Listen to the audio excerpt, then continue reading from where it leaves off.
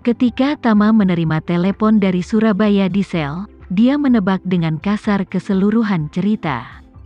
Ketika dia menjawab panggilan tersebut, suara lembut seorang pria paruh baya terdengar dari ujung telepon yang lain. "Maaf, apakah ini Tuan Renza?" Tama bersenandung, "Siapa kamu?" Pria paruh baya itu berkata dengan tergesa-gesa, "Halo, Tuan Renza, saya adalah pendiri platform video pendek dan CEO saat ini. Nama saya Austin. Tuan Leo memberi saya informasi kontak Anda beberapa hari yang lalu dan meminta saya untuk melaporkan peristiwa besar apapun langsung kepada Anda." Tama bertanya kepadanya, "Anda menelepon saya sekarang karena keluarga Rothschild, kan?" "Ya," Austin menjelaskan, "keluarga Rothschild menghubungi penanggung jawab kami di Amerika Utara dan mengatakan bahwa Simon Rothschild, kepala keluarga, ingin bertemu dengannya dan berbicara tentang kerjasama. Dia tidak berani mengambil keputusan sendiri, jadi dia langsung meminta nasihat saya. Tapi sejujurnya, kepala keluarga Rothschild memiliki pengaruh besar di seluruh dunia. Dan saya tidak berani mengambil keputusan sendiri, jadi saya menelepon untuk mengganggumu. Saya ingin meminta pendapat Anda." Tama berkata dengan ringan, "Minta saja dia untuk menjawab dan katakan bahwa kita tidak perlu bekerja sama dengan mereka. Jika Anda ingin kami menghapus video di platform sesuai dengan isi video, tidak ada ruang untuk negosiasi dalam hal ini." Austin berkata dengan sedikit ragu, "Tuan muda, keluarga Rothschild dan kaum plutokrat serupa seperti mereka. Di Barat, pengaruhnya begitu besar bahkan dapat mempengaruhi hukum dan keputusan pemerintah. Kelompok pelobi mereka adalah yang terbesar di dunia. Jika mereka melobi pemerintah dan membiarkan pemerintah memberikan sanksi kepada kami, ini mungkin berdampak besar pada bisnis kami di Amerika Utara." "Tidak masalah," Tama berkata dengan tenang, "biarkan mereka melakukan apapun yang mereka inginkan. Tidak masalah jika suatu saat kami harus menarik diri dari pasar AS. Setidaknya kami telah mempertahankan keuntungan kami pada tahap ini. Dan masyarakat akan melihatnya. Di mata saya, ketika waktunya tepat, kami bisa kembali. Tetapi begitu kita kehilangan keuntungannya, kita akan kehilangan dukungan dari masyarakat. Apa yang kami lakukan adalah platform video pendek untuk semua orang.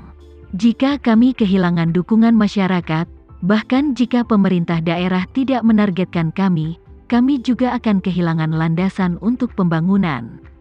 Setelah mengatakan itu, Tama menambahkan, "Saya memahami bahwa Anda ingin mempertimbangkan situasi secara keseluruhan dan khawatir semua upaya Anda akan sia-sia.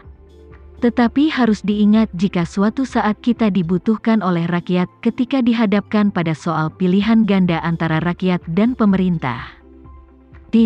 Kami akan selalu memilih yang pertama, dan rakyat akan selalu didahulukan." Ketika Austin mendengar ini, keraguan di hatinya hilang sama sekali. Suaranya menjadi sedikit lebih keras, dan dia berkata dengan keras, "Baiklah, Tuan muda, saya tahu. Saya akan membalasnya sekarang juga." Saat ini, meskipun anggota keluarga Rothschild dengan cemas menunggu tanggapan dari pimpinan platform video pendek di Amerika Utara, mereka tidak duduk diam dan menunggu tetapi berdiskusi bagaimana menghadapi Bruno. Orang ini memposting 2 video berturut-turut, jelas berniat bertarung sampai mati dengan keluarga Rothschild. Membuat anggota inti keluarga mengertakkan gigi. Bagi mereka tidak sabar untuk mengirim seseorang ke penjara Brooklyn sekarang untuk membunuh Bruno. Namun, seiring dengan terungkapnya insiden tersebut, orang yang tidak berani disentuh oleh keluarga Rothschild kini adalah Bruno. Bruno mengungkap 2 skandal besar keluarga Rothschild sekaligus. Dan buktinya meyakinkan. Dalam situasi ini, jika sesuatu terjadi padanya, keluarga Rothschild tidak akan bisa lepas dari keterlibatannya. Dan masyarakat pasti akan menuntutnya. Kepala keluarga Rothschild. Pada saat itu, kedua skandal tersebut tidak akan terselesaikan. Tapi 2 akan menjadi 3, dan 1 orang lagi akan dibunuh. Kali ini, putra sulung Simon menjawab panggilan tersebut, lalu berkata dengan wajah serius. Ayah, platform video pendek telah menolak permintaan kita untuk bertemu. Ditolak. Simon mengerutkan kening dan bertanya kepadanya, aku Simon Rothschild, aku berkenan bertemu dengannya, kepala Amerika Utara, dan dia masih berani menolak? Ya, putra tertua berkata tanpa daya, kita telah menjelaskan bahwa kamu ingin bertemu dengan mereka, tetapi mereka tetap menolak. Simon merenung sejenak dan berkata dengan dingin, mereka tidak langsung menolak, tetapi menolak setelah beberapa menit. Sepertinya mereka melaporkan masalah ini ke Indonesia. Sepertinya keluarga Renza tidak ingin bertemu denganku. Saat dia berkata, Simon mengertakkan gigi dan berkata, aku tidak menyangka setelah bertahun-tahun kematian Cahya Renza, keluarga Renza masih begitu keras kepala. Dengan ukurannya yang kecil, dan tanpa orang-orang seperti Cahya Renza yang mengumpulkan dan memobilisasi sumber daya. Mereka hanyalah badut di depan keluarga Rothschild. Dan dia berani terus menentang keluarga Rothschild. Ini melebih-lebihkan kemampuannya. Seorang pemuda di keluarga Rothschild berkata dalam konferensi video. Kakek, platform video pendek telah berkembang sangat pesat selama setahun terakhir dan memiliki basis pengguna yang besar di seluruh dunia. Meski belum tercatat, perkiraan nilai pasar saat ini yang diberikan pasar modal hampir 400 miliar dolar. 400 miliar? Simon bertanya dengan heran, apakah kamu yakin? Bagaimana platform video pendek bisa memiliki nilai pasar yang begitu tinggi? Pihak lain mengangguk dan berkata, video pendek kini melanda dunia. Dalam proses ini, platform video pendek Indonesia telah melampaui platform lainnya. Tidak ada satupun perusahaan internet kami yang mampu mengejar ketertinggalan mereka. Apalagi video pendek kini sudah menjadi pintu masuk lalu lintas bagi semua lapisan masyarakat. Siapapun yang melakukan bisnis mencoba mencari cara untuk mendapatkan lalu lintas melalui platform video pendek dan mewujudkan monetisasi lalu lintas. Mereka sangat kuat dalam memberdayakan industri e-commerce, layanan virtual, dan layanan bernilai tambah. 400 miliar dolar sebenarnya hanyalah perkiraan konservatif. Jika mereka diberi waktu lebih lama, mereka mungkin mampu melampaui nilai pasar Facebook sebesar 800 miliar dolar AS. Sialan, Simon berteriak dengan marah. Bagaimana perusahaan sebesar itu bisa jatuh ke tangan keluarga Renza? Ukuran keluarga Renza sendiri hanya bisa bertahan sebesar 1 atau 200 miliar dolar AS, bukan? Pihak lain berkata tanpa daya, kakek, industri internet memang seperti ini.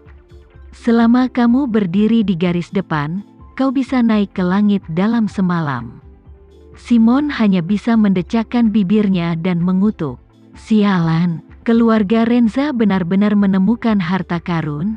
Jika platform video pendek berhasil terdaftar dan mencapai nilai pasar 400 miliar dolar.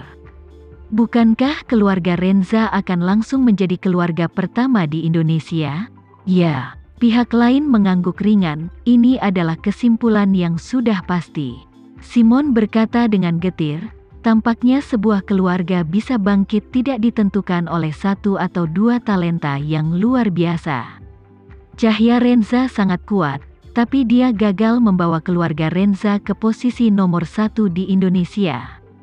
Hasilnya, keluarga Renza saat ini memperoleh platform video pendek dan mereka dapat melakukannya dengan mudah. Tepat ketika Simon merasa tertekan, putra sulungnya menerima telepon itu lagi, lalu berkata kepadanya dengan gugup. Ayah, opini publik berkembang pesat, dan satuan tugas investigasi telah dibentuk di Washington. Kita harus segera pergi ke penjara Brooklyn untuk penyelidikan. Dan Biro Penjara New York serta FBI akan mengambil alih penjara Brooklyn. Dan tim pengambil alihan sudah berangkat. Simon berkata dengan wajah gelap, masalahnya semakin besar. Setelah itu, dia segera berkata, Apakah kau memiliki informasi kontak Bruno? Aku ingin meneleponnya. Saat ini, Bruno sedang duduk di kantornya, merekam 3 video pertamanya. Untuk berkonsentrasi merekam video, ponselnya telah dialihkan ke mode pesawat.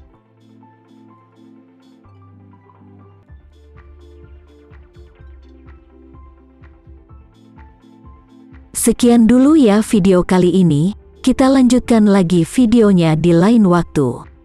Oh iya, bagaimana menurut kalian? Semoga bisa sedikit menghibur kalian semua. Untuk teman-teman yang baru nonton, jangan lupa subscribe ya, hehehe. Dan kalau teman-teman ada yang ingin gabung langganan, bisa langsung gabung saja untuk dapat fitur yang menarik dan sedikit membantu Mimin. Terima kasih banyak sudah menonton, sampai jumpa lagi, bye.